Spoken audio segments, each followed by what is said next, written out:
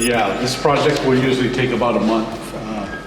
We usually give like maybe 2 weeks for installation and then another 2 weeks for top off and testing. So top off is coming back when everything is painted, the walls are done, we put up the devices, and then we go ahead and light everything up and make sure everything's working correctly.